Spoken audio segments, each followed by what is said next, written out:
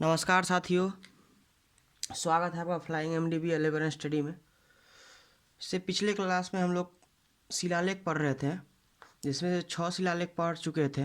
पहले हम अपने चैनल के बारे में आपको बता दें कि यहाँ पर आपको बीपीएससी ट्री के संबंधित सभी कोर्स, यानी जितना हिस्ट्री, ज्योग्राफी, जीके जीएस में जितना सब्जेक्ट आता है, प्लस लैंग्वेज और मैथमेटिक्स और रीजनिंग, सभी फ्री में एकदम प्रोवाइड किया जाएगा।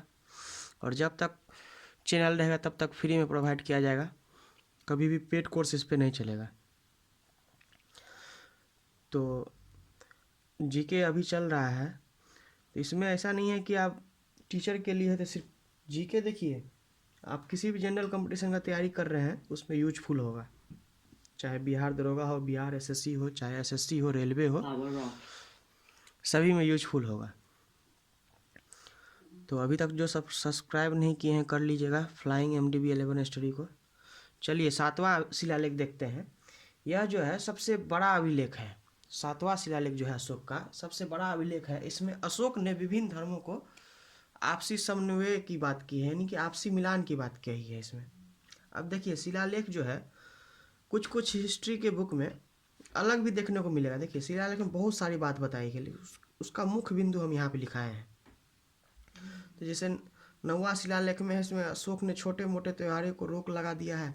तो किसी हिस्ट्री में ये छोड़ के दूसरा पॉइंट लिखा हुआ होगा, ये भी हो सकता है। तो घबराए नहीं, ऐसा नहीं सोचे कि गलत है, सही है। चलिए 7वां शिलालेख को देखते हैं। सबसे बड़ा अभिलेख है, एक मिनट, हाँ, ये जो है 7वां शिलालेख सबसे बड़ा अभिलेख है। अशोक का सबसे बड़ा शिलालेख कौन है? 7वां शिलालेख। इसमें अशोक जो है विभिन्न धर्मों को आपसी समन्वय की बात की, यानी कि आपसी मिलान की बात की है, तथा इसमें तीर्थ यात्रा की चर्चा है। 8वां शिलालेख में भी तीर्थ यात्रा की चर्चा है, धर्म यात्रा या मतलब तीर्थ यात्रा की चर्चा है, जो इसके राज्याभिषेक से 8वें वर्ष से प्रारंभ होता है। यानी कि जब इसका राज्याभिषेक हुआ उसके 8वें वर्ष से ये तीर्थ यात्रा प्रारंभ हुआ। राज्याभिषेक के 10वें वर्ष जो है ये गया गया, उसके 20वें वर्ष लुम्बिनी गया था। इसको याद रखिएगा। 7वां शिलालेख जो है सबसे बड़ा शिलालेख है, और 8वां शिलालेख में तीर्थ यात्रा की चर्चा है, और 7वां में भी तीर्थ यात्रा की चर्चा है। 9वां शिलालेख में जो है इसमें अशोक ने छोटे मोटे त्योहारों पर रोक लगा दिया। अशोक का कहना था कि छोटे मोटे त्योहार मनाकर, यानी कि समय का बर्बाद न करे, इसलिए इसको जो है रोक लगा दिया गया, छोटे मोटे त्योहारों पर रोक लगा दिया गया। उसके बाद 10वां शिलालेख है, इसमें धम्म के महत्व के बारे में बताया गया है। तो धम्म के महत्व के बारे में कौन सा शिलालेख में बताया गया है? 10वां में। और 11वां में कहा है, 11वां शिलालेख में अशोक ने कहा है मेरे अधिकारी ब्राह्मणों का न सताएं। 11वां में कहा है। 12वां में इसमें स्त्रियों की स्थिति में सुधार के लिए एक स्त्री महामात्र नामक अधिकारी रहता था पहले, उसका चर्चा किया गया है। यानी कि स्त्रियों की स्थिति में सुधार के लिए स्त्री महामात्र, इसी के शासन में एक स्त्री महामात्र नामक अधिकारी होता था जो स्त्रियों का सुधार व्यवस्था में कार्य करता था। तो उसी का इसमें चर्चा किया गया है 12वां शिलालेख में। 13वां शिलालेख में जो है कलिंग युद्ध का चर्चा किया गया है। और कलिंग युद्ध का चर्चा किस अभिलेख में है? हाथी गुफा अभिलेख में। चलिएगा फिर आगे देखिएगा। कलिंग युद्ध का चर्चा जो है 13वां शिलालेख में है, और किस अभिलेख में है? हाथी गुफा अभिलेख में। इसको याद रखिएगा। हाथी गुफा अभिलेख किस राजा से संबंधित था? कलिंग नरेश खारवेल से। कहाँ पे है? उड़ीसा में है। यह हम आपको पहले बता चुके हैं। 14वां शिलालेख जो था, इसमें शिलालेख के ऊपर जितना भी, यानी कि अशोक का कहना था कि हम जितना कार्य किए हैं सभी शिलालेख पर लिखा दिए हैं, बाकी जो छूट गया होगा इसके अतिरिक्त भी हमने कार्य किया है, और जो कुछ छूट गया है इसका जिम्मेदार हम नहीं है, उसका जिम्मेदार कौन है? जो लिख रहा है। ऐसा इसमें कहा गया था 14वां शिलालेख में। 14वां शिलालेख में ये कहा गया था कि हमने बहुत सारा कार्य किया है, तो हम सभी को लिखा दिए, लेकिन जो छूट गया है उसका जिम्मेदार हम नहीं है, जो लिखने वाला है वो जिम्मेदार है। और कहीं कहीं इतिहास में ये भी मिलेगा, यही 14वां शिलालेख में, कि जितना भी शिलालेख है अशोक ने कह रहा है, अशोक कह रहा है कि जितना शिलालेख है उस पर हम सही सही लिखाए हैं, लेकिन वो कुछ अगर गलती करता है तो उसका जिम्मेदार हम नहीं है, उसका खुद जिम्मेदार लिखने वाला है। ऐसा ऐसा ऐसा भी कहीं कहीं लिखा गया है। तो बस एक मोटा मोटी देख लीजिए। 7वां शिलालेख में क्या है, तीर्थ यात्रा की चर्चा। 8वां में भी तीर्थ यात्रा की चर्चा, जिसमें कि राज्याभिषेक के 8वें वर्ष कहाँ गया, गया में गया, और 20वें वर्ष कहाँ गया, लुम्बिनी गया। और 9वें शिलालेख में जो है, इसमें अशोक ने छोटे मोटे त्योहारों पर रोक लगा दिया। किस किस शिलालेख में छोटे मोटे त्योहारों पर रोक लगा दिया गया, 9वें शिलालेख में। 10वां शिलालेख में जो है, इसमें धर्म के महत्व के बारे में चर्चा किया गया है। 11वां शिलालेख में अशोक ने कहा है, मेरे अधिकारी ब्राह्मणों को न सताएं, यानी कि ब्राह्मण जाति को यहाँ पर जोर दिया गया है। 12वां शिलालेख में जो है, स्त्रियों से संबंधित स्त्री महामात्र नामक अधिकारी की चर्चा किया गया है। किस स्त्री महामात्र नामक अधिकारी की चर्चा किस शिलालेख में, 12वां शिलालेख में। 13वें शिलालेख में जो है, कलिंग युद्ध की चर्चा किया गया है। कलिंग युद्ध की चर्चा और किस थी अभिलेख में किया गया है, ये बताइएगा। हाथी गुफा अभिलेख में किया गया है। उसके बाद 14वां शिलालेख बता दिए। चलिए बताइए, 7वां शिलालेख में क्या है, तीर्थ यात्रा की चर्चा है। चलिए समझ गए होंगे। और 8वां शिलालेख में भी तीर्थ यात्रा की चर्चा है। इसके बाद हम लोग पढ़ेंगे, इसका शिलालेख हो चुका है, अब पढ़ेंगे हम लोग, एक मिनट।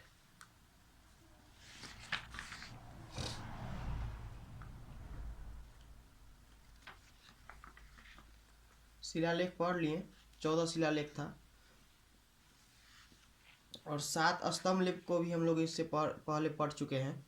रुमनदेय अभिलेख, टोपड़ा अभिलेख, ये सब स्तंभ लेख के बारे में भी हम लोग पढ़ चुके हैं। अब हम लोग आगे पढ़ेंगे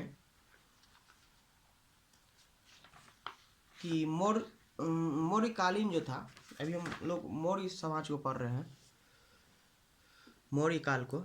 अब हम लोग इस मौर्य काल में ये पढ़ेंगे, इसका आर्थिक व्यवस्था को पढ़ेंगे, मौर्य समाज के आर्थिक व्यवस्था को पढ़ेंगे।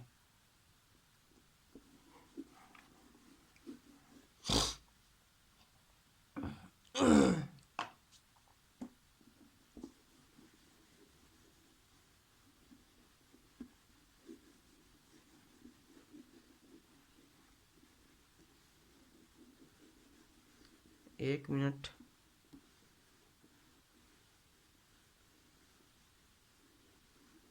थोड़ा स्पीड में खींचेंगे आज। चलिए अब मौर्यकालीन आर्थिक व्यवस्था को देखेंगे। क्या देखेंगे, मौर्यकालीन आर्थिक व्यवस्था।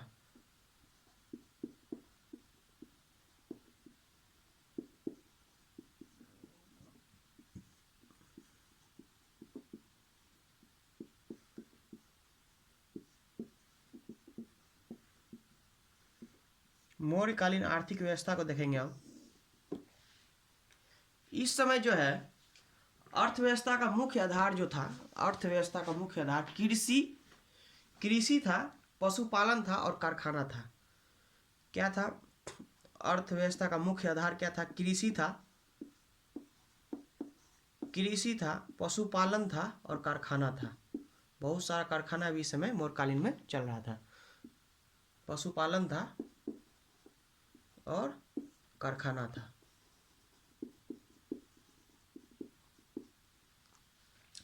इसमें जो है, शिक्षा का सबसे बड़ा केंद्र जो था, शिक्षा का सबसे बड़ा केंद्र कौन था, तक्षशिला था। शिक्षा का सबसे बड़ा केंद्र मौर्यकाल में कौन सा था, तक्षशिला था। इस समय जो है, सरकारी भूमि को सीता भूमि कहा जाता था। सरकारी भूमि को कौन सा भूमि कहा जाता था, सीता भूमि जो है, सीता भूमि किस भूमि को कहा जा रहा था मौर्यकालीन में, सरकारी भूमि को। और इस समय जो है, भूमि का उत्पादन का टैक्स किस प्रकार लिया जाता है, भूमि का जितना उत्पादन होता था उसका 1/6 भाग ले लिया जाता था। 1/6 भाग। ये कहाँ से पता चला है, तो कौटिल्य के अनुसार, यानी इतिहासकार कौटिल्य के अनुसार पता चला है। ये कौटिल्य के अनुसार 1/6 लिया जाता था, कौटिल्य के अनुसार। लेकिन मेगास्थनीज उसी के शासन में जो आया था, मेगास्थनीज, उसके अनुसार 1/4। मेगास्थनीज किसका राजदूत था, सेल्यूकस निकेटर का। मेगास्थनीज। देखिए, मौर्यकालीन का आर्थिक व्यवस्था, यानी कि अर्थव्यवस्था का मुख्य आधार जो था, अर्थव्यवस्था का मुख्य आधार कृषि, पशुपालन तथा कारखाना था। शिक्षा का प्रमुख स्तर तक्षशिला था और सरकारी भूमि को जो है उस समय सीता भूमि कहा जाता था। और टैक्स किस रूप में लिया जाता था कि भूमि जितना उपजाऊ होगा, अगर 6 उपजाऊ होगा तो उसका 1 हिस्सा ले लेगा, ये कौटिल्य के अनुसार था। अगर 4 उपजाऊ होगा तो 1 हिस्सा ले लेगा, मेगास्थनीज के अनुसार। उसके बाद इसमें धार्मिक कर को जो है मौर्य काल में धार्मिक कर को बलि कहा जाता था। धार्मिक कर को जो कर को बलि कहा जाता था किस सभ्यता में? वैदिक सभ्यता में भी हम पढ़ा चुके हैं, कर को बलि कहा जाता था। धार्मिक कर को जो है बलि कहा जाता था। क्या कहा जाता था? बलि। उसके बाद जो है अकाल के समय कोई कर नहीं लिया जाता था। इस समय मौर्य काल में अकाल के समय कोई भी कर नहीं लिया जाता था। अकाल के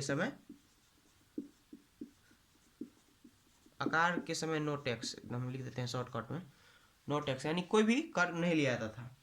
अब इसके मुद्रा को देखेंगे हम। मुद्रा आपको पहले ही पढ़ा चुके हैं, जब पुरातात्विक साक्ष्य पढ़ा रहे थे उसमें आपको मुद्रा पहले भी पढ़ा चुके हैं। यहाँ पर भी एक बार मुद्रा को अध्ययन कर लिए। पहले हम मौर्य काल के मुद्रा को देख लेते हैं। मौर्य काल में जो आहत तथा पंचमार का सिक्का चलता था। कौन सा सिक्का? आहत तथा पंचमार। इसी को आहत चाहे इसी को पंचमार कहा जाता था। आहत या पंचमार का सिक्का चलता था मौर्य काल में, आहत या पंचमार का सिक्का। अभी हम मुद्रा को पढ़ रहे हैं, ध्यान दीजिएगा। मौर्य काल में कौन सा सिक्का चलता था? आहत या पंचमार्क। ये आहत और पंचमार्क जो था धातु का सिक्का था, धातु का सिक्का था। इस पे जो है कोई भी, हम आपको पहले मुद्रा में पढ़ा चुके हैं इसको, इसलिए अच्छा लिख देते हैं। इस पे जो है कोई भी लिखावट नहीं था। आहत या पंचमार्क पे कोई भी लिखावट नहीं था, बस इस पे चित्र बना था। लिखावट नहीं था, बस चित्र बना हुआ था। आहत या पंचमार्क किस काल में चलता था? मौर्य काल में। ये धातु का सिक्का था, इस पे कोई भी जो है लिखावट नहीं था, बस चित्र बना था। एक पर्ण सिक्का भी इसी काल में चलता था, जो कि चांदी का सिक्का था। चांदी का सिक्का किसका था? चांदी का सिक्का था। चलिए इसके सिक्का को भी देख लिए, एक बार देख लीजिएगा फिर से। मौर्य काल के राजकीय मुद्रा जो था, राजकीय मुद्रा पर्ण था। ये राजकीय मुद्रा था। मौर्य काल में राजकीय मुद्रा का नाम क्या था? पर्ण, जो कि चांदी का था। और मुद्राओं का परीक्षण करने वाले अधिकारी को, मुद्रा का जो परीक्षण करता था उसके अधिकारी को जो है रुद्रदर्शक कहा जाता था। अधिकारी जो मुद्रा का परीक्षण करता था उसके अधिकारी को क्या कहा जाता था? रुद्रदर्शक। अधिकारी को क्या कहा जाता था? रुद्रदर्शक। जो मुद्रा का परीक्षण करता था उसके अधिकारी को रुद्रदर्शक कहा जाता था। इस समय जो है चांदी के मुद्रा को कासार्पण कहा जाता था। चांदी के मुद्रा को क्या कहा जाता था? कासार्पण। चांदी के मुद्रा को कासार्पण कहा जाता था। यानी जितना भी चांदी का सिक्का था उसको कासार्पण कहा जाता था। कासार्पण। और इस समय जो है सोने के सिक्का को निष्क कहा जाता था। जो सोना का सिक्का होता था उसको निष्क कहा जाता था। सोने के सिक्का को क्या कहा जाता था? निष्क। सोने के सिक्का को क्या कहा जा रहा था? निष्क। फिर से एक बार देखिएगा सिक्का में। आहत और पंचमार्क सिक्का था, जो कि धातु का सिक्का था। इस पे कोई भी लिखावट नहीं था, बस चित्र बना हुआ था। और राजकीय सिक्का जो था वो पर्ण था, जो कि चांदी का था। राजकीय सिक्का कौन था? पर्ण था, जो कि चांदी था। और जो मुद्रा के अधिकारी को क्या कहा जाता था? रुद्रदर्शक। और चांदी के मुद्रा को क्या कहा जाता था? कसार्पण। और सोने के मुद्रा को क्या कहा जाता था? निष्क कहा जाता था। इस समय सोने के मुद्रा को क्या कहा जाता था? निष्क। और चांदी के मुद्रा को कसार्पण। और मुद्रा के परीक्षण करने वाले अधिकारी को रुद्रदर्शक। मुद्रा के परीक्षण करने वाले अधिकारी को क्या कहा जाता था? रुद्रदर्शक। और चांदी के मुद्रा को कसार्पण और सोने को मुद्रा को निष्क कहा जाता था। इस समय राजकीय सिक्का कौन था? पर्ण था, जो कि चांदी का था। आहत और पंचमार्क मुद्रा भी मौर्यकालीन ही था, जो कि धातु का सिक्का था। कोई लिखावट नहीं था, बस चित्र था। चलिए अब आता है मौर्यकालीन संगठन। इसमें 3 प्रकार संगठन की चर्चा की गई है। संगठन, इतिहास में 3 प्रकार के संगठन, मौर्यकालीन के 3 प्रकार के संगठन की चर्चा की गई है। एक है श्रेणी, एक है निगम, एक है सार्थवा। एक है श्रेणी,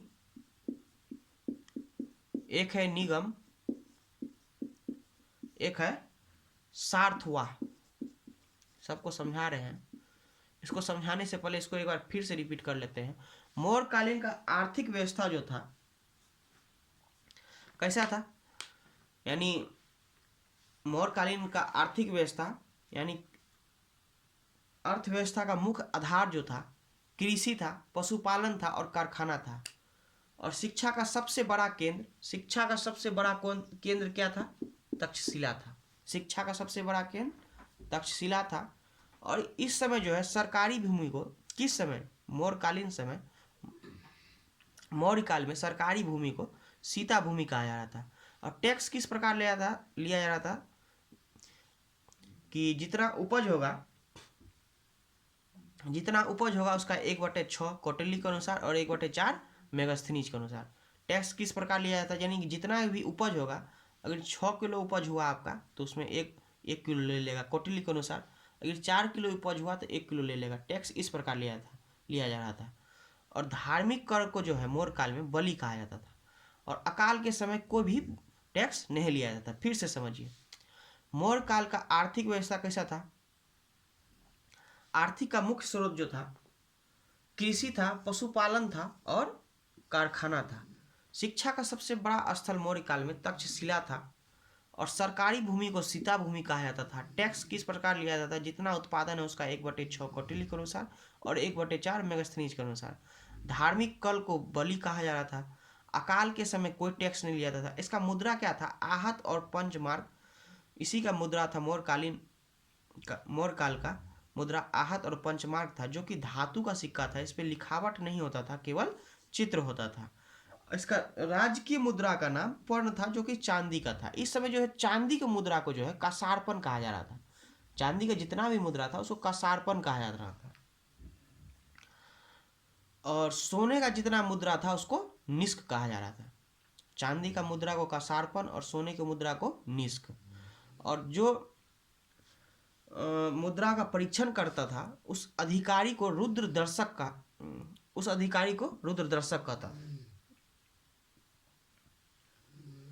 जो मुद्रा का परीक्षण करता था उस अधिकारी को क्या कहा जाता था? रुद्र दर्शक। चांदी की मुद्रा को कसारपन कहा जाता था, सोने को निष्क। इसका संगठन, 3 संगठन की चर्चा है। मौर्य काल के 3 संगठन की चर्चा है इतिहास में, उसको देखते हैं। एक है श्रेणी, एक है निगम, एक है सार्थवा। तो श्रेणी जो है यह शिल्पकारों का संगठन था। किसका संगठन था? शिल्पकारों का संगठन था। ये किसका संगठन था? श्रेणी शिल्पकारों का संगठन था। और निगम जो है व्यापारियों का संगठन था। व्यापारियों का संगठन था। और ये जो है कारवा का संगठन था। कारवा चाहे काफिला कहिए, कारवा चाहे काफिला का संगठन था। काफिला का संगठन। श्रेणी जो है शिल्पकारों का संगठन था, निगम व्यापारियों का, और सार्थवा कारवा चाहे। अब देखिए मौर्यकालीन सैन्य व्यवस्था को हम लोग देखेंगे। उससे पहले इसको मिटाना पड़ेगा। इससे पहले एक बार फिर से रिपीट कर लेते हैं। जो मुद्रा का जांच करता था उस अधिकारी को क्या कहा जाता था? रुद्र दर्शक। चांदी की मुद्रा को कसारपन और सोने की मुद्रा को निष्क।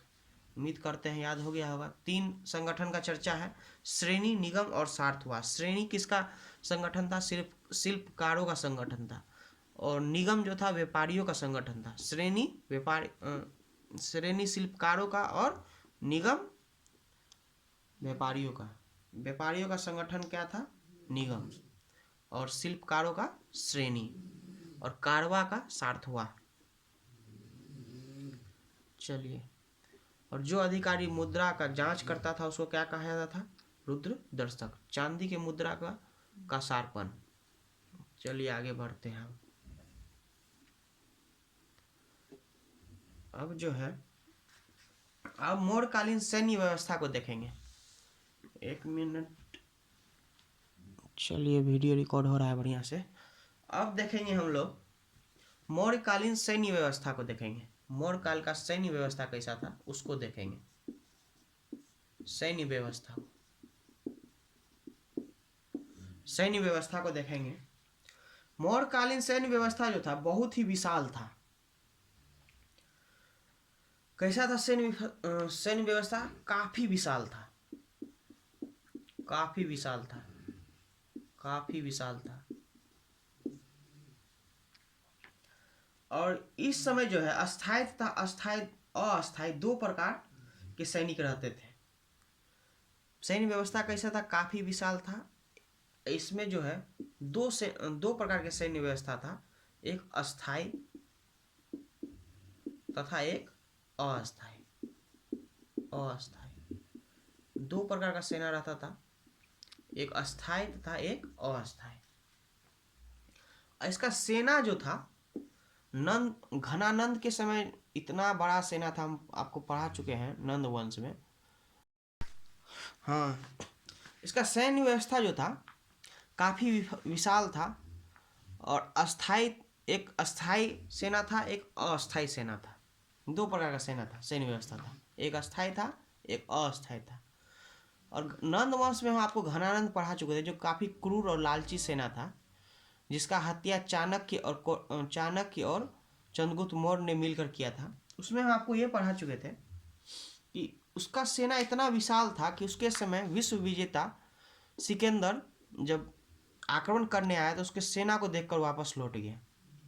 तो उससे जो है मौर्यकालीन व्यवस्था का जो सेना था 3 गुना, यानी कि घनानंद का जो सेना था उससे 3 गुना बड़ा था।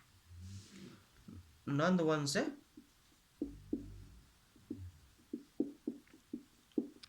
3 गुना बड़ा सेना था इसका, 3 गुना बड़ा।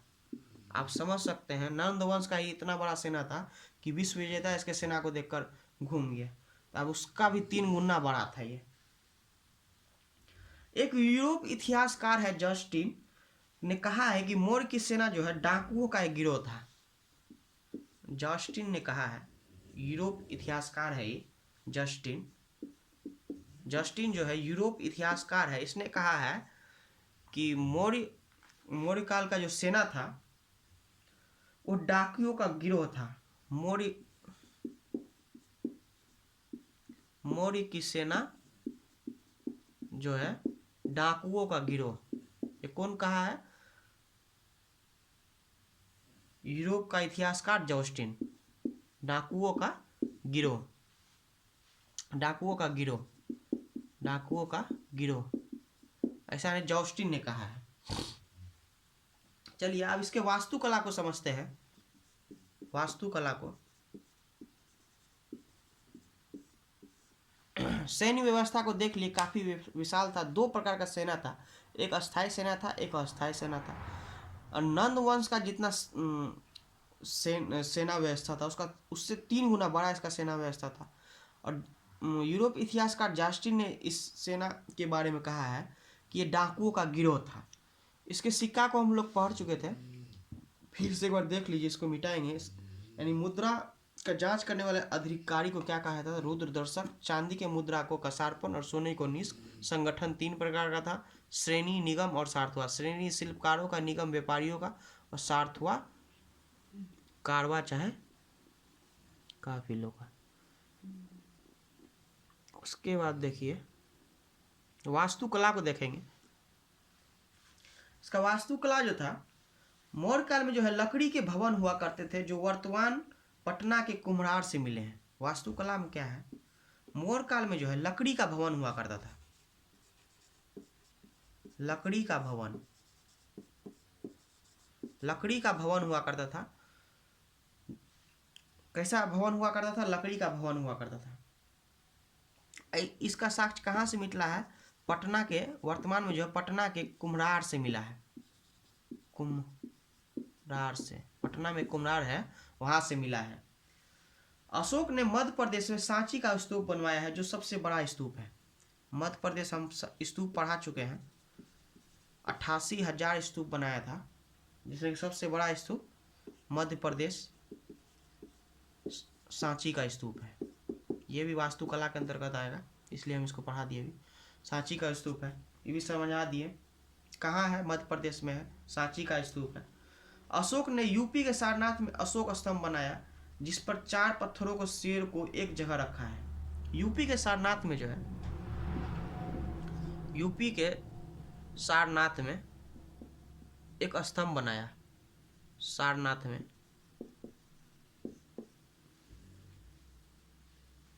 अशोक स्तंभ बनाया, अशोक स्तंभ। इसमें जो है कैसा चित्र है इसको बता रहे हैं।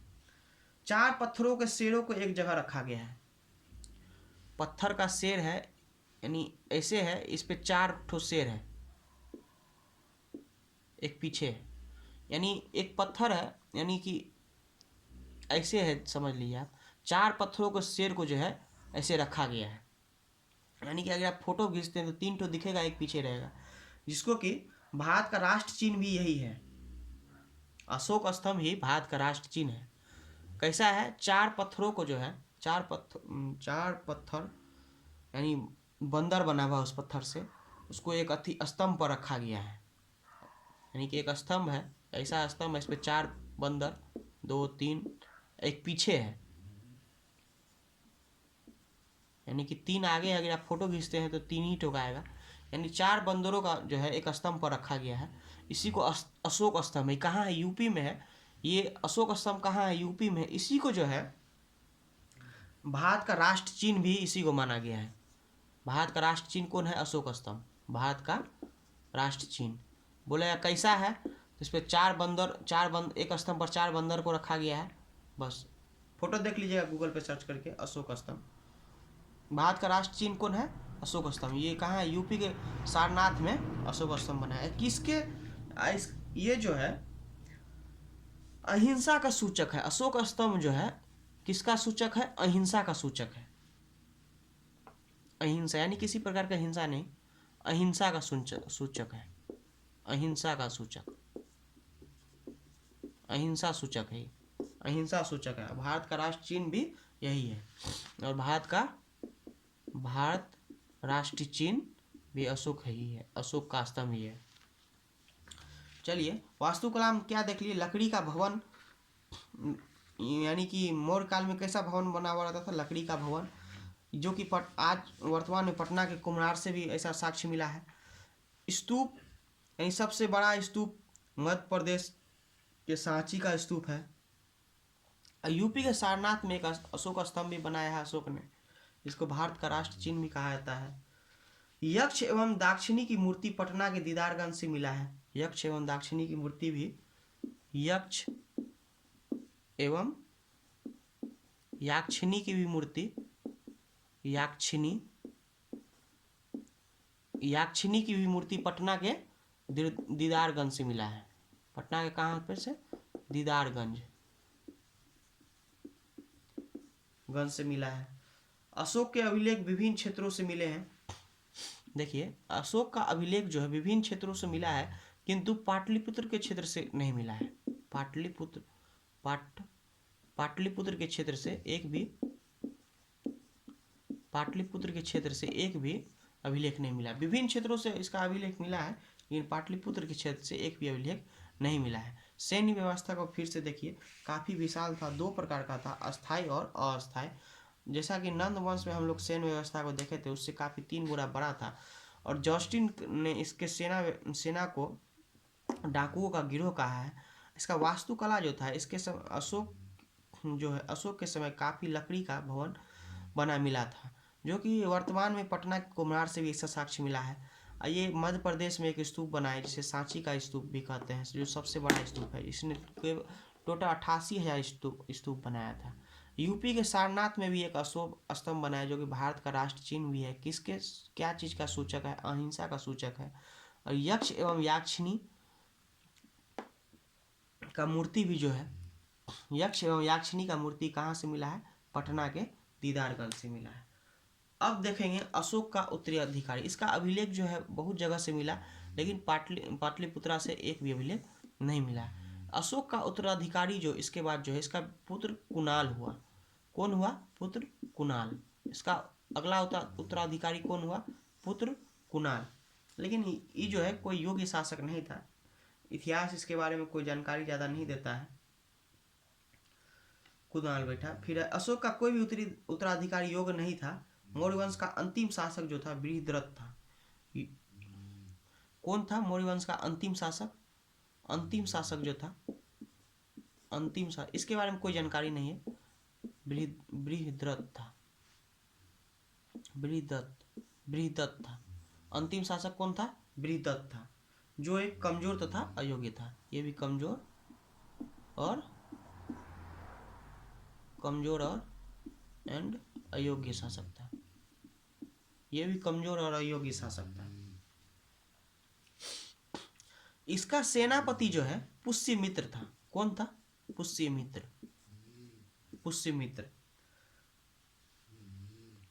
ये पुष्यमित्र जो है बृहदत्त का हत्या कर दिया और मगध के राजगद्दी पे आप कौन बैठा? पुष्यमित्र। अब देखेंगे हम लोग पुष्यमित्र को पढ़ेंगे। एक नया वंश स्टार्ट होगा। कौन वंश? तो शुंग वंश स्टार्ट होगा। फिर से आप एक बार समझा देते हैं। वास्तुकला कैसा था? वास्तुकला को समझिए। अशोक के समय जो है लकड़ी का भवन काफ़ी ज़्यादा बना हुआ मिलता था, जिसका साक्ष्य पटना के कुम्हरार से ही मिलता है। इसने एक स्तूप मध्य प्रदेश में बनाया था, जो कि सबसे बड़ा स्तूप है, जिसे सांची का स्तूप कहते हैं। यूपी के सारनाथ में एक स्तंभ बनाया, इसका नाम अशोक स्तंभ, जिसको भारत का राष्ट्र चिन्ह भी यही है, अशोक स्तंभ, जो कि अहिंसा का सूचक है। यक्ष एवं याक्षिणी का मूर्ति भी पटना के दीदारगंज से मिला है। सब भारत के विभिन्न क्षेत्रों में इसका अभिलेख मिला, लेकिन पाटलिपुत्रा से कोई भी अभिलेख नहीं मिला है। इसका अगला उत्तराधिकारी कुणाल हुआ और अंतिम उत्तराधिकारी बृहद्रथ हुआ। बृहद्रथ का ही सेनापति पुष्यमित्र था। पुष्यमित्र ने बृहद्रथ का हत्या करके एक नए वंश शुंग वंश का नींव रखा। अब चलिए हम लोग देखेंगे कौन वंश? शुंग वंश। इसको समझ गए होंगे। अब हम लोग स्टार्ट करेंगे शुंग वंश। मौर्यकालीन आर्थिक व्यवस्था सब देख लिए। मौर्यकालीन आर्थिक व्यवस्था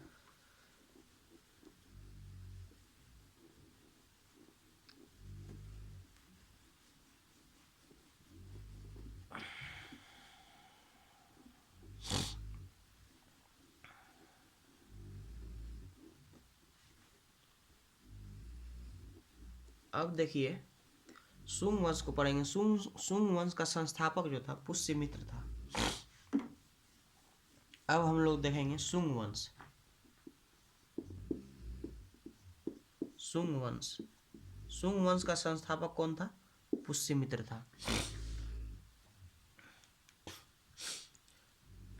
इसका संस्थापक कौन था? पुष्यमित्र था। संस्थापक कौन था? पुष्यमित्र। इसने जो है अपनी राजधानी पाटलिपुत्र बनाई।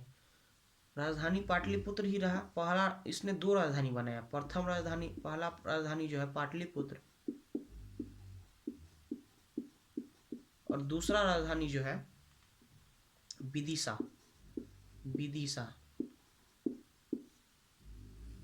जिसका पुराना नाम जो है, इसका पुराना नाम क्या है? पुराना नाम बेसनगर। ये कहाँ पड़ता है? एमपी में। शुंग वंश का संस्थापक पुष्यमित्र ने मौर्य वंश के अंतिम शासक बृहद्रथ को मारा और राजगद्दी पर बैठा। इसने 2 राजधानी बटाया, एक पाटलिपुत्र, एक विदिशा बेसनगर। ये जो था कट्टर ब्राह्मण था।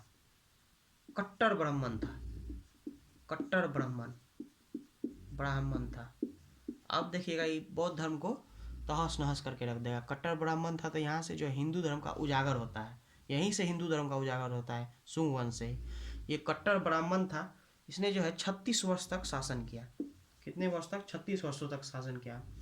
इसी के समय जो है हिंदू धर्म का उजागर होता है, चाहे बोलिए वैदिक धर्म, हिंदू धर्म चाहे वैदिक धर्म बोलिए, वैदिक धर्म का उजागर इसी के समय से होता है। फिर जो है इसके बाद इस वंश का शासन जो है 113 वर्षों तक चला है।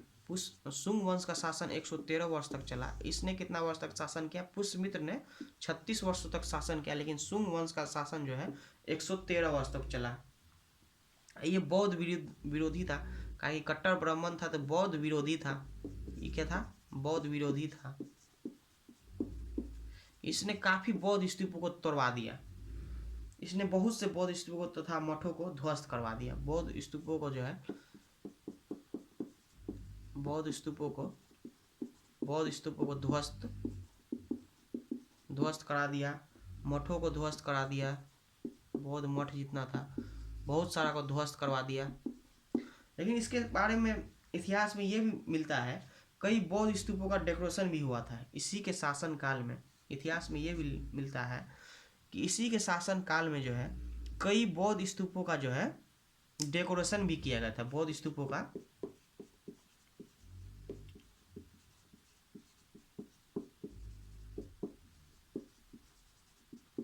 डेकोरेशन यानी कि रंग पेंट नया थोड़ा कर देना उसको, वही डेकोरेशन हुआ। बौद्ध विरोधी था, ये समझा दिए। पुष्यमित्र शुंग ने मध्य प्रदेश के सांची स्तूप के खिड़कियों के तांबे लगाए। मध्य प्रदेश का जो सांची स्तूप था, सांची का जो स्तूप था उसमें खिड़कियों का तांबा को लगवाया। खिड़कियों में जो है सांची का जो स्तूप था इसका खिड़कियां तांबे का लगवाया। खिड़कियां किसका लगवाया? थोड़ा इमोडरेट कर रहा था, यानी कि नवीकरण। खिड़कियां जो था किसका लगवाया? तांबे का लगाया। तांबे का लगाया। इसके बाद जो है भड़हू के स्तूप, एक भड़हू का स्तूप था। भड़हू का स्तूप, एक भड़हू का स्तूप था। उसके खिड़कियों में जो है पत्थर को लगाया। खिड़कियों में क्या लगाया? खिड़की में क्या लगाया? पत्थर लगाया, यानी पत्थर से खिड़की बनाया होगा। पत्थर से खिड़की बनाया, खिड़कियों में पत्थर लगवाया, ऐसे याद रखिएगा। और एमपी का जो सांची का स्तूप था उसके खिड़कियों में क्या लगाया? तांबा लगाया। और भड़हू का जो स्तूप था उसके खिड़की में क्या लगाया? पत्थर लगवाया। उसके बाद जो है इसी के समय जो है जातक ग्रंथ की रचना हुई। जातक ग्रंथ, जिसको कि बौद्ध धर्म का साहित्य कहा जाता है, जातक ग्रंथ की रचना हुआ। जातक ग्रंथ की रचना इसी के समय हुआ। जातक ग्रंथ, बौद्ध साहित्य किसको कहा जाता है? जातक ग्रंथ को। और जैन साहित्य किसको कहा जाता है? जैन साहित्य आगम को। तो उस सब हम पहले पढ़ा चुके हैं, अभी याद दिला दिया आपको। बौद्ध साहित्य जातक ग्रंथ को कहा जाता है। इसका रचना किसके समय हुआ? पुष्यमित्र के समय ही हुआ, शुंग वंश में। फिर जैन, और इसके आगे क्या पढ़ा रहे हैं फिर देखिए। इस वंश के समय जो है जातक ग्रंथ का रचना हुआ। उसके बाद जो है मनुस्मृति का रचना हुआ। मनुस्मृति का रचना कौन किया? मनु ऋषि ने। मनुस्मृति का रचना हुआ। इसके बाद जो है महाभाष्य का रचना हुआ। महाभाष्य का रचना कौन किया है? पतंजलि ने। कौन किया है? पतंजलि ने। उसके बाद जो है अष्टाध्यायी का रचना हुआ। अष्टाध्यायी का रचना कौन किया है? पाणिनि ने। उसके बाद जो है जातक ग्रंथ का रचना हुआ। जातक ग्रंथ बता दिए। जातक ग्रंथ बौद्ध भिक्षुओं ने इसका रचना किया था। मनुस्मृति मनु ऋषि ने इसका रचना किया है। महाभाष्य पतंजलि ने इसका रचना किया। अष्टाध्यायी पाणिनि ने रचना हुआ इसके समय जो हुआ। इसके बाद जो है इसके समय जो है 2 विदेशी आक्रमण हुआ था। कितना विदेशी आक्रमण हुआ? इस विदेशी आक्रमण को हम यहाँ भी पढ़ा सकते हैं, लेकिन यहाँ नहीं पढ़ाएंगे, इसको हम आपको आगे पढ़ाएंगे। इसके समय जो है 2 विदेशी आक्रमण हुआ। कितना आक्रमण हुआ? 2 विदेशी आक्रमण हुआ। बस इतना समझ लिए, 2 विदेशी आक्रमण हुआ। इसको जो है पराजित कर दिया। पराजित कौन कर दिया? पुष्यमित्र और उसका बेटा, एक उसका बहुत होनहार बेटा था अग्निमित्र। पुष्यमित्र और प्लस अग्निमित्र मिल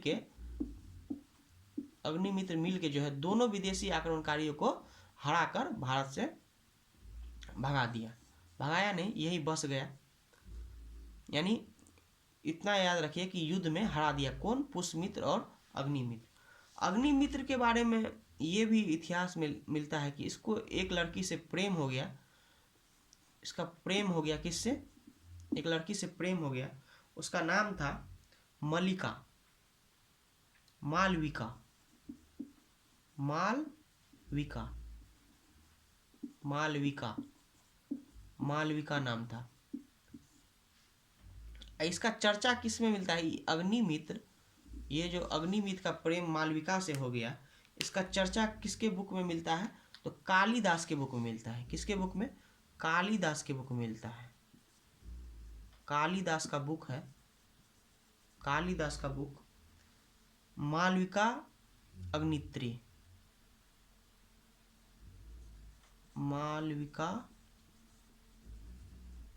अग्निमित्र।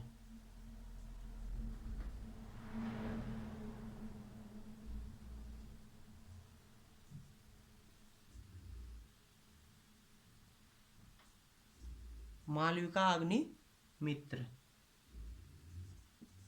मालविका अग्निमित्र, इसके बुक का नाम क्या है? मालविका अग्निमित्र। रुकिए सही से लिख देते हैं।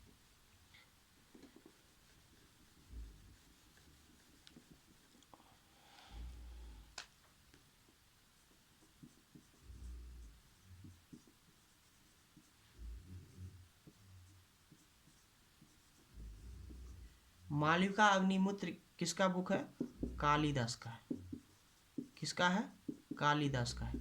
फिर से समझिए, शुंग वंश का स्थापना पुष्यमित्र ने किया। कैसे किया? ये पुष्यमित्र जो था मौर्य वंश में बृहदत्त का सेनापति था, उसका हत्या करके राजगद्दी पे बैठा। इसने दो राजधानी बनाया, पाटलिपुत्र और विदिशा। विदिशा का पूरा नाम बेशनगर था, पुराना नाम बेशनगर, जो एमपी में पड़ता है। ये कट्टर ब्राह्मण था, 36 वर्ष तक शासन किया। और हिंदू वैदिक धर्म, चाहे हिंदू धर्म चाहे वैदिक धर्म बोलिए, इसी समय से जो है उजागर हुआ। तो इससे पहले जो है लोग बौद्ध धर्म मान रहे थे, जैन धर्म का ज़्यादा बढ़ोतरी हो रहा था, हिंदू धर्म का बढ़ोतरी सब रुक चुका था। लेकिन इसके समय जो है अब हिंदू धर्म फैलेगा। सबसे ज़्यादा हिंदू धर्म कब फैला? पुष्यमित्र के समय से ही। शुंग वंश जो है कितने साल तक चला? 113 वर्ष तक चला शुंग वंश। और ये जो था पुष्यमित्र बौद्ध विरोधी था। इसने काफ़ी बौद्ध स्तूपों को ध्वस्त तथा मठों को ध्वस्त कर दिया, बौद्ध स्तूपों तथा मठों को ध्वस्त कर दिया। लेकिन इतिहास में ये भी देखने को मिलता है कि कई बौद्ध स्तूपों का डेकोरेशन भी इसके शासनकाल में हुआ है। इसके बाद जो है एमपी का जो सांची का स्तूप था, इसका खिड़की में तांबा लगवाया। और भड़ू का जो स्तूप था उसके खिड़की में ये पत्थर लगवाया। क्या लगवाया? एमपी के सांची के स्तूप में तांबा और भड़ू के स्तूप में पत्थर लगाया। और इस पुष्यमित्र के समय जो है जातक ग्रंथ की रचना हुआ। जातक ग्रंथ जिसको कि बौद्ध धर्म का साहित्य कहते हैं। मनुस्मृति का रचना हुआ, जिसको मनु ऋषि ने लिखा है। महाभाष्य जिसका रचनाकार पतंजलि है, महाभाष्य का रचनाकार पतंजलि। अष्टाध्यायी जिसका रचनाकार पाणिनि है। इसी के समय दो विदेशी आक्रमण हुआ। दो विदेशी आक्रमण को हम आगे पढ़ेंगे। दो विदेशी आक्रमण जो हुआ तो पुष्यमित्र और अग्निमित्र मिल के जो है दोनों को हरा दिए। दोनों का आक्रमण करके दोनों विदेशी यात्री को हरा दिए युद्ध में। इसका पुत्र जो था, पुष्यमित्र का जो पुत्र था अग्निमित्र, इसका प्रेम मालविका से हुआ। मालविका, इसका चर्चा जो है कालिदास के बुक मालविका अग्निमित्र में मिलता है। किस में मिलता है? कालिदास के बुक मालविका अग्निमित्र में। उसके बाद हम लोग देखेंगे, चलिए इसको मिटा लेते हैं। इसके समय कौन कौन सा बुक का रचना हुआ? जातक, महाभाष्य जो पतंजलि रचनाकार है, अष्टाध्यायी, मनुस्मृति, सब इसी के समय रचना हुआ। चलिए अब हम देखते हैं आगे। जो विदेशी आक्रमण किया उसको नहीं पढ़ेंगे अभी, आगे पढ़ेंगे। डेमेट्रियस और मिनांडर ने किया था। उसके बाद हम लोग ये देखेंगे कि पुष्यमित्र शुंग ने पतंजलि के नेतृत्व में 2 अश्वमेध यज्ञ भी करवाया। देखिए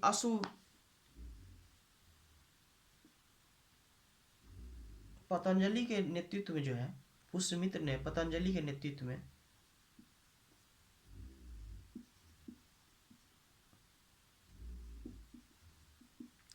पतंजलि के कहने पर जो है 2 अश्वमेध यज्ञ करवाया, अश्वमेध यज्ञ करवाया। अब अश्वमेध यज्ञ हम आपको पढ़ा चुके हैं। अश्वमेध यज्ञ क्या होता है, यानी घोड़ा को पूजा पाठ करके छोड़ दिया जाता है, वो जहाँ तक जाता है वो क्षेत्र उस राजा का हो जाता है, जो राजा घोड़ा को छोड़ा है। अश्वमेध यज्ञ हम आपको पढ़ा चुके हैं।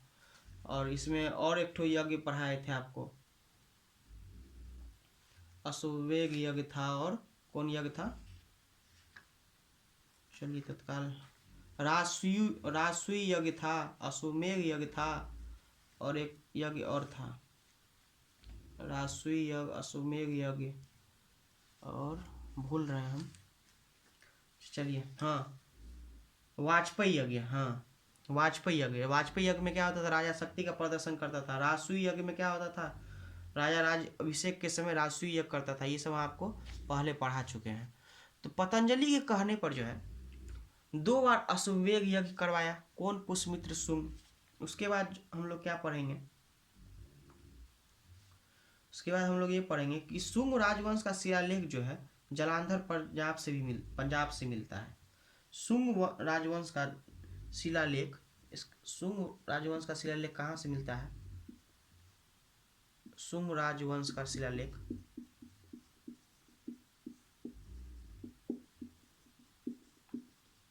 शुंग राजवंश का शिलालेख जो है पंजाब के जालंधर से मिलता है, पंजाब के जालंधर से।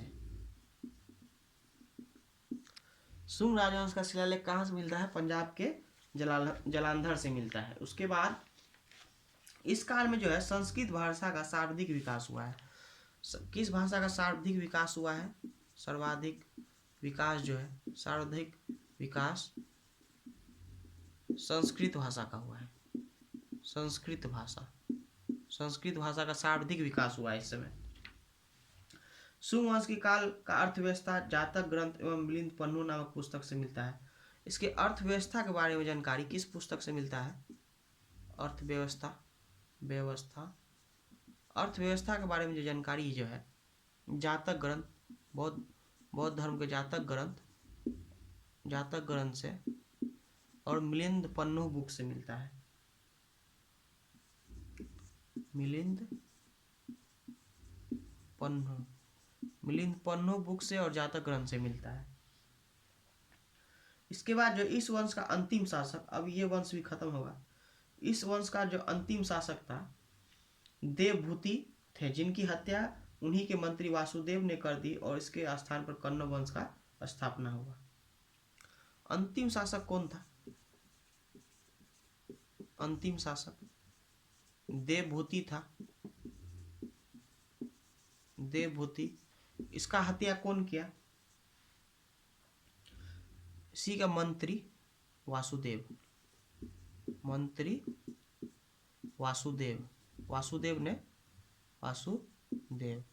वासुदेव ने इसका हत्या किया। एक नए वंश कण्व वंश का स्थापना होगा। कण्व वंश में ज़्यादा नहीं है। फिर से एक बार देख लीजिएगा, पतंजलि के कहने पर जो है पुष्यमित्र 2 बार अश्वमेध यज्ञ कराया। अश्वमेध यज्ञ क्या होता है, यानी घोड़ा का पूजा पाठ करके छोड़ दिया जाता है। वो घोड़ा जितना क्षेत्र तक जाएगा उतना क्षेत्र उस राजा का हो जाएगा, और अगर उस घोड़ा को किसी ने रोका तो उस राजा से उसको युद्ध करना पड़ेगा। हम ये आपको पढ़ा चुके हैं। शुंग राजवंश का शिलालेख मिलता है कहाँ से, पंजाब के जालंधर से मिलता है। इस समय जो है सर्वाधिक विकास संस्कृत भाषा का हुआ है। हिंदू धर्म का भी सर्वाधिक विकास यहीं से हो रहा था। अर्थव्यवस्था का जानकारी जातक ग्रंथ और मिलिंद पन्नु नामक बुक से मिलता है। इसका अंतिम शासक जो था देवभूति था, जिसका मंत्री जो था वासुदेव, इसका हत्या कर दिया और एक नए वंश कण्व वंश का स्थापना हुआ। कण्व वंश में हम लोग को ज़्यादा नहीं पढ़ना है, बस इतना देखेंगे कि इसका संस्थापक वासुदेव था, इन्हें अपनी राजधानी विदिशा का बनाया, बस ये इतना ही पढ़ना। उसके बाद सातवाहन वंश पे चलेंगे। फिर से एक बार देख लेते हैं हम लोग शुंग वंश को, शुरू से एक बार फिर से रिपीट कर लेते हैं, फिर आगे बढ़ेंगे। शुंग वंश में ये देखेंगे कि कौन कौन सा बुक का रचना हुआ है। इसमें जातक ग्रंथ जो कि बौद्ध धर्म का साहित्य है, मनुस्मृति, महाभाष्य, अष्टाध्यायी, इस सब का रचना हुआ है पुष्यमित्र के समय। दो विदेशी आक्रमण हुआ है जो कि हम लोग आगे बढ़ेंगे। और दोनों विदेशी आक्रमणकारियों को पुष्यमित्र और अग्निमित्र मिलकर हरा दिया, जिसका उल्लेख जो है ने हरा दिया। और अग्निमित्र का प्रेम जो है मालविका से हो गया। इसका चर्चा जो है मालविका अग्निमित्र जो कि कालिदास के बुक है उससे मिलता है। और उसके बाद एक बार फिर से हम लोग देखेंगे पुष्यमित्र को। पुष्यमित्र सुंग वंश का संस्थापक था, समझ गए आप लोग। इसने दो राजधानी बनाई, एक पाटलिपुत्र एक विदिशा, जिसको बेसनगर भी कहते हैं, जो कि एमपी में है। ये कट्टर ब्राह्मण था। इसी के समय से हिंदू धर्म तथा बौद्ध धर्म का विकास होना शुरू हो गया, यानी कि वैदिक धर्म की स्थापना का श्रेय इसी को जाता है, यानी कि हिंदू धर्म की स्थापना का श्रेय इसी को जाता है। पुष्यमित्र सुंग ने बौद्ध विरोधी था, जिसके कारण जो है काफ़ी बौद्ध मठ को इसने तोड़ दिया, स्तूपों को तोड़ दिया। लेकिन इसके समय बौद्ध स्तूपों को डेकोरेशन का भी कार्य हुआ है, ये भी हम आपको बता चुके हैं। पुष्यमित्र सुंग जो है एमपी में जो सांची का स्तूप है उसके खिड़की में क्या लगाया, तांबा लगाया। और भरभूत का स्तूप जो है उसके खिड़की में पत्थर लगवाया। चलिए इतना ही मेन था, बाकी सब खत्म है। इसके बाद जो है कन्नव वंश देखेंगे। कन्नव वंश में ज़्यादा नहीं है।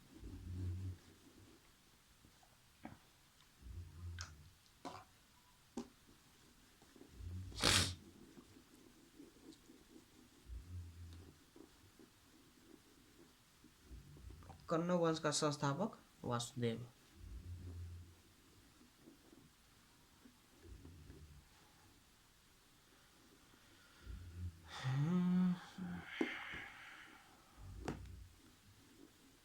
चलिए अब कन्नव वंश को देखेंगे।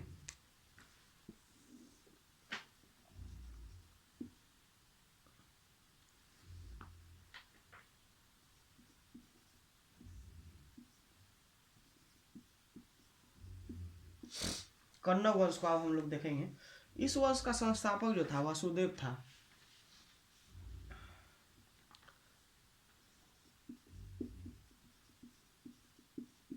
वासुदेव था। राजधानी विदिशा को बनाया।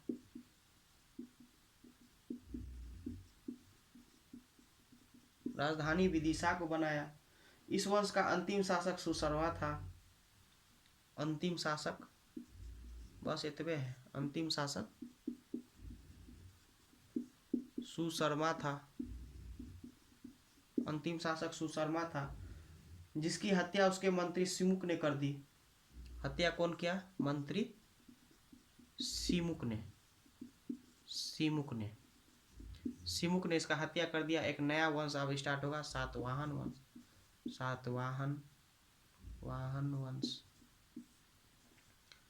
सातवाहन वंश अब स्टार्ट होगा। इसका संस्थापक सिमुक होगा। देखिएगा एक तो हमसे मिस्टेक हो गया था, जिस वक्त आपको हम लिखाए थे संस्थापक कौन था किस वंश का, वहाँ सातवाहन में जो है श्रीगुप्त लिखा दिए थे। थोड़ा सा कन्फ्यूजन हो चुका था, या मिस्टेक समझ लीजिए उसको। आप श्रीगुप्त को काट के सातवाहन वंश का संस्थापक सिमुक कर लीजिएगा। श्रीगुप्त जो था गुप्त वंश का संस्थापक था। सिमुक कर लीजिएगा। सातवाहन वंश का संस्थापक कौन था? सिमुक था। सातवाहन वंश का संस्थापक सिमुक था। अब सातवाहन वंश को हम लोग पढ़ेंगे। सिमुक जो है 60 ईसा पूर्व में सुशर्मा की हत्या कर बता दिए और सातवाहन वंश की स्थापना किए। प्रारंभ में जो है यह वंश महाराष्ट्र के क्षेत्र में था। कहाँ था प्रारंभ में? महाराष्ट्र के क्षेत्र में। प्रारंभ में महाराष्ट्र के क्षेत्र में था। महाराष्ट्र के क्षेत्र में था, किंतु शक राजाओं ने इन्हें महाराष्ट्र छोड़ने पर विवश कर दिया। अब शक क्या है? शक जो है आगे हम पढ़ेंगे, ये सब विदेशी आक्रमणकारी था। ये भारत में विदेशी आक्रमण जो किया था उसमें एक शक भी आता है।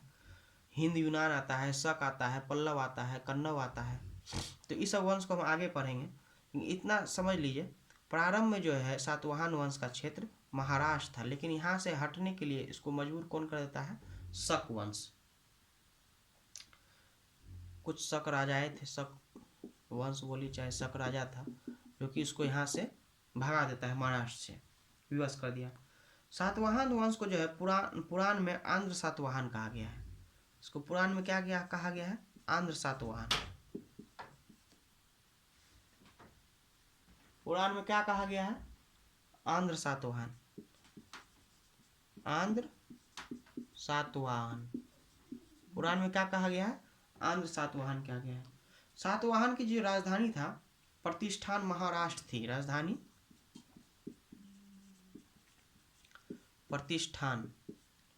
प्रतिष्ठान जिसको कि महाराष्ट्र कहा जाता है, प्रतिष्ठान महाराष्ट्र थी। कन्नौज वंश समझा दिए, इसको मिटा देते हैं।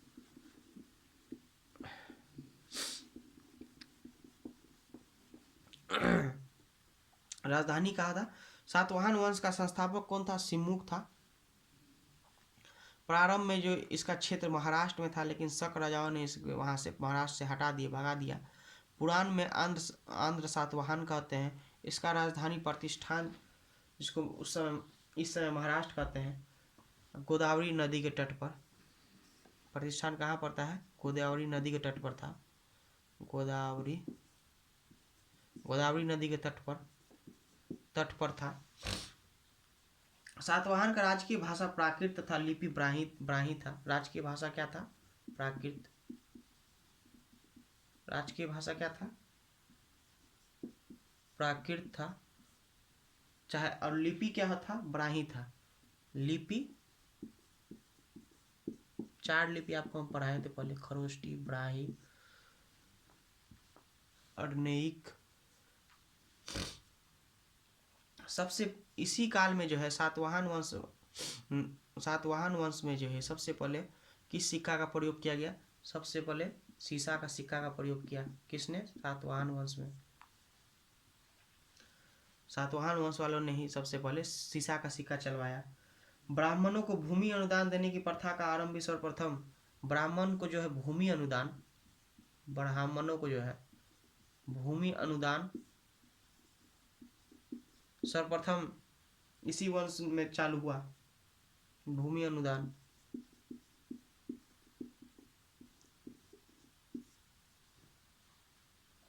सातवाहन वंश ने ही किया है, जिसका उल्लेख जो है नाना घाट अभिलेख में मिलता है। ये ब्राह्मण को जो भूमि दान करते थे, किस अभिलेख से मिलता है? नाना घाट अभिलेख से। नाना घाट अभिलेख से। किस अभिलेख से मिलता है? नाना घाट अभिलेख से मिलता है। लेकिन नोट में एक चीज ये भी लिख लीजिएगा, शाब्दिक भूमिदान जो है गुप्त शासकों ने किया है। ब्राह्मणों को भूमि अनुदान जो देता था किस अभिलेख से मिलता है? नाना घाट अभिलेख से। लेकिन नोट में ये लिख लीजिएगा, शाब्दिक भूमि जो है सर्वाधिक भूमिदान गुप्त काल में किया गया है। किस काल में? गुप्त काल में। गुप्त काल आगे पढ़ेंगे, गुप्त काल में किया गया है, इसको लिख लीजिएगा। सातवाहन जो है राज ने उत्तर और दक्षिण भारत के बीच सेतु का काम किया है।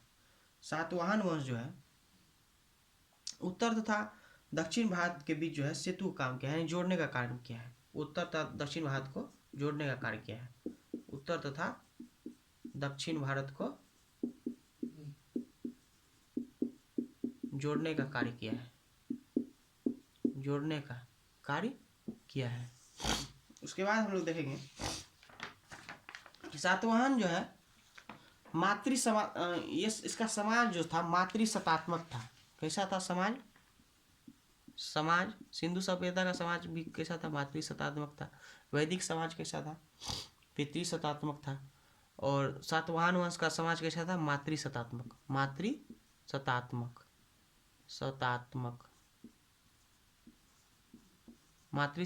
था। लेकिन राजा जो बनता था वो पितृ सत्तात्मक था। यानी कि मातृ सत्तात्मक का मतलब हुआ नाम के आगे पहले माता का नाम लगता था। जैसे कि इसका कुछ राजा था, इस वंश में कुछ राजा था। गौतमी पुत्र सतकर्णी, वशिष्ठ पुत्र पुलमावी। गौतमी जो है ये लड़की का नाम है। उसके बाद जो है वशिष्ठ जो है ये भी उसके माता का नाम है। तो ये कैसा समाज था? मातृ सत्तात्मक था। लेकिन सातवाहन राजकुल जो था इसका, यानी राजा जो बनेगा, राजा का बेटा ही राजा बनेगा, ये नहीं कि राजा का बेटी ही राजा बनेगा। राजकुल जो था पितृसत्तात्मक था, पितृसत्तात्मक। कैसा था? पितृसत्तात्मक था। इसका साम्राज्य जो था गोदावरी नदी के घाटी पर था, इसलिए जो था काफी उपजाऊ था। बता दिए हैं कि इसका राजधानी गोदावरी नदी के तट पर था। इसका साम्राज्य जो था गोदावरी नदी के तट पर काफी ज्यादा फैला हुआ था, जिस कारण जो है काफी उपजाऊ था, काफी उपजाऊ था। इसका खेती उपजाऊ था, इसका खेत काफी उपजाऊ था। क्यों? क्योंकि इसका आधा साम्राज्य, बहुत ज्यादा साम्राज्य जो है गोदावरी नदी के तट पर था, इसलिए काफी उपजाऊ था।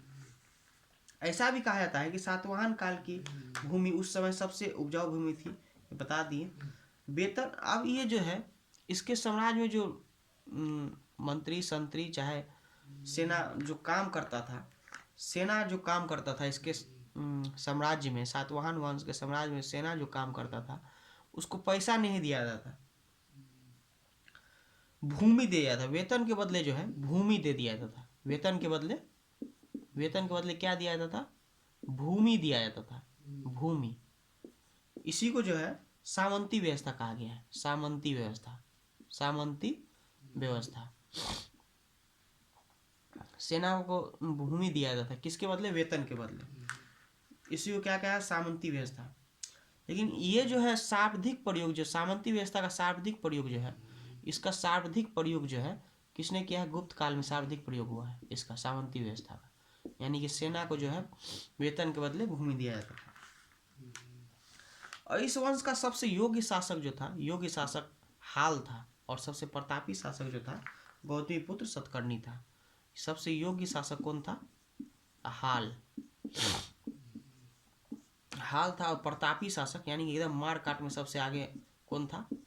मार काट करने वाला गौतमीपुत्र सतकर्णी। गौतमीपुत्र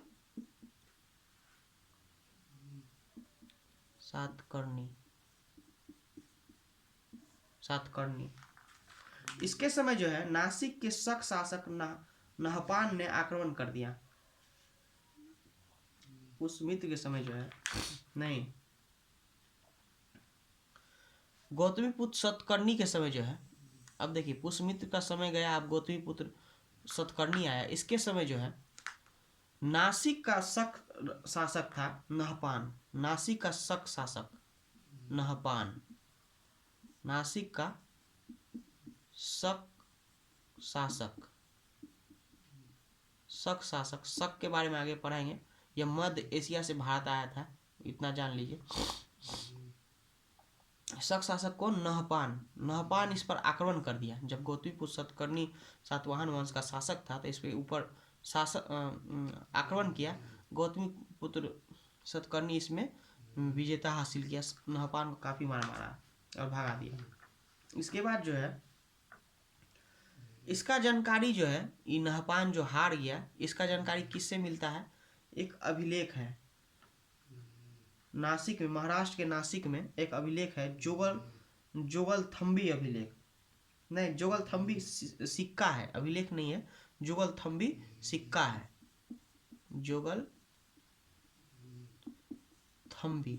जोगलथंबी ये सिक्का है।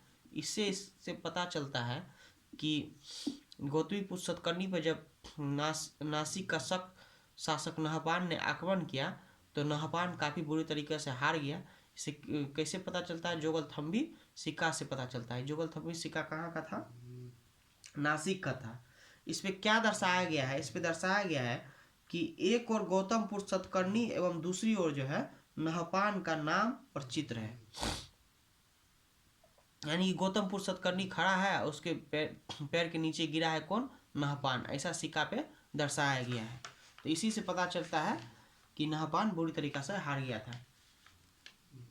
अब जो है ऐसा भी इतिहासकार कहता है कि गौतमीपुत्र सतकर्णी जो है सातवाहन वंश का खोई हुई प्रतिष्ठा को पुनः लौटाया था। खोई हुई प्रतिष्ठा, जिसका जो प्रतिष्ठा खोया था उसको पुनः लौटाया था। खोई हुई प्रतिष्ठा को, खोई हुई प्रतिष्ठा, इतिहासकार ऐसा भी कहता है, प्रतिष्ठा को लौटाया था। ये हम नहीं कह रहे हैं, ये इतिहासकार कहता है ऐसा। इस वंश का अगला शासक जो है वशिष्ठपुर पुलमावी हुआ। उससे पहले हम ये देख लेंगे सातवाहन वंश का संस्थापक कौन हुआ? सिमुख हुआ। प्रारंभ में ये महाराष्ट्र क्षेत्र में था, लेकिन शक राजा उसको यहाँ से हटा कर भगा दिया। पुराण के अनुसार सातवाहन को आंध्र सातवाहन कहते हैं। राजधानी जो था प्रतिष्ठान चाहे महाराष्ट्र, जिसको अभी महाराष्ट्र के नाम से जानते हैं, गोदावरी नदी के तट पर था। समाज कैसा था? मातृ सत्तात्मक था, लेकिन इसका राजकुल कैसा था? पितृ सत्तात्मक था। इसका जमीन जो था, इसका साम्राज्य गोदावरी नदी के तट पर था, इसलिए जमीन काफ़ी उपजाऊ था। इसमें सेना को जो है वेतन के बदले भूमि दिया था, जिसको सामंती व्यवस्था कहते हैं। लेकिन सामंती व्यवस्था का सबसे ज़्यादा प्रयोग गुप्त काल में हुआ है। इसका योग्य शासक हाल था, और सबसे प्रतापी शासक यानी मार काट में सबसे आगे रहने वाला गौतमीपुत्र सतकर्णी था। गौतमीपुत्र सतकर्णी के शासन के समय जो है नासिक का शक शासक नहपान जो है इस पर आक्रमण किया, लेकिन इसमें जो है गौतमीपुत्र सतकर्णी का काफ़ी बुरी तरीके से हार हुआ, काफ़ी मार मारा इसमें नहपान को। ये किससे पता चलता है? जोगलथम्बी सिक्का से, जो कि जोगलथम्बी सिक्का नासिक में मिला है। इसमें क्या है कि इसमें शक शासक जो है सतकर्णी खड़ा है, गौतमीपुत्र सतकर्णी खड़ा है, शक शासक उस पर बैठा हुआ है उसके पैर के नीचे। इसी से पता चलता है कि काफ़ी बुरी तरीके से हार गया। इसको इतिहासकार ऐसा भी कहता है, गौतमीपुत्र सतकर्णी को इसने सातवाहन वंश की खोई प्रतिष्ठा को वापस लौटाया है। इसके बाद जो है इसका अगला शासक जो है कौन होता है? इसका अगला शासक वशिष्ठपुत्र पुल्लुमावी होता है। वशिष्ठपुत्र पुल्लुमावी इसका अगला शासक कौन हुआ?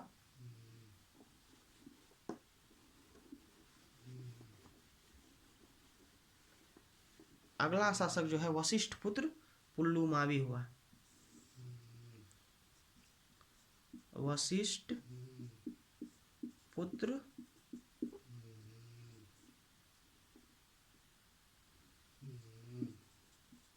पुल्लुमावी, अगला शासक कौन हुआ? वशिष्ठपुत्र पुल्लुमावी हुआ। इसके समय जो है पुनः गुजरात के शक आक्रमण हुआ। इसके समय जो है पुनः जो है शक जो है पुनः आक्रमण किया। इस बार जो है शक आक्रमण का नेतृत्व रुद्रदामन कर रहा था। एक शक राजा था रुद्रदामन। गुजरात में पुनः शकों का आक्रमण हुआ, और शकों का नेतृत्व कौन कर रहा था? रुद्रदामन। इसमें जो है वशिष्ठपुत्र पुल्लमावी को काफी मारा रुद्रदामन। इसमें कौन जीता? रुद्रदामन जीत गया और पुल्लमावी हार गया। चलिए, ये जानकारी कहाँ से मिलता है? जूनागढ़ अभिलेख से मिलता है। यह संस्कृत भाषा में लिखी गई अभिलेख है, जिससे मौर्य वंश की पश्चिमी विस्तार की जानकारी मिलती है। नहीं, इसके बारे में जानकारी नहीं मिलता है। एक जूनागढ़ का अभिलेख है जो कि रुद्रदामन से संबंधित है। हम पहले भी आपको बता दिए रुद्रदामन शासक से संबंधित है। ये संस्कृत भाषा में लिखा गया, ये भी हम आपको बता चुके थे। इसमें जूनागढ़ अभिलेख से हमें क्या पता चलता है कि मौर्य वंश के पश्चिमी विस्तार की जानकारी मिलता है। नोट में लिख लीजिएगा, नोट में। चलिए, इससे पहले हम इसको फिर से एक बार समझ लेते हैं। आज क्लास यहीं बंद करेंगे, थोड़ा तबीयत गड़बड़ बुझा रहा है। सातवाहन वंश का जो है संस्थापक कौन था? सातवाहन वंश का संस्थापक सिमुख हुआ। कैसे हुआ? सुशर्मा का हत्या किया, तब ये राजगद्दी पर बैठा। इसके बाद जो है प्रारंभ में जो है यह वंश महाराष्ट्र के क्षेत्र में था। किस क्षेत्र में था? महाराष्ट्र के क्षेत्र में था, लेकिन शकों ने इसको यहाँ छोड़ने से मजबूर कर दिया। इसका राजधानी जो था, इसका राजधानी प्रतिष्ठान था, जो कि महाराष्ट्र जिसको कहेंगे, गोदावरी नदी के तट पर था। राजकीय भाषा प्राकृत तथा लिपि ब्राह्मी था। इस सातवाहन वंश ने ही सर्वप्रथम सीसा का सिक्का चलाया। ब्राह्मण भूमि को अनुदान सर्वप्रथम किसने दिया? तो सातवाहन वंश ने ही दिया। इसका जानकारी कहाँ से मिलता है? नानाघाट अभिलेख से पता चलता है कि सातवाहन वंशों ने ब्राह्मणों को भूमि अनुदान दिया। लेकिन सर्वाधिक भूमि अनुदान कौन किया? गुप्त काल में किया गया। उत्तर तथा दक्षिण भारत को जोड़ने का कार्य सातवाहन वंश ने किया। वो इसके बाद जो है वशिष्ठ, इसके बाद इसका समाज जो था मातृ सत्तात्मक था, राजकुल पितृ सत्तात्मक था, जमीन काफ़ी उपजाऊ था क्योंकि इसका साम्राज्य गोदावरी नदी के तट पर था, वेतन के बदले यह भूमि देता था जिसको सामंती व्यवस्था कहा गया है, लेकिन इसका प्रयोग सबसे ज़्यादा गुप्त काल में किया गया है। योगी शासक हाल था और प्रतापी शासक गौतमीपुत्र सतकर्णी था। गौतमीपुत्र सतकर्णी के समय जो है नासिक के शक राजा इस पर आक्रमण किया, जिसमें नहपान का बुरी तरीका से हार हुआ, जिसका पता कौन सिक्का से जोगल थम्बी सिक्का से पता चलता है। गौतमीपुत्र सतकर्णी के बारे में इतिहासकार ऐसा बताता है कि इसने खोई हुई प्रतिष्ठा को वापस लौटाया। चलिए आगे क्लास बाद में।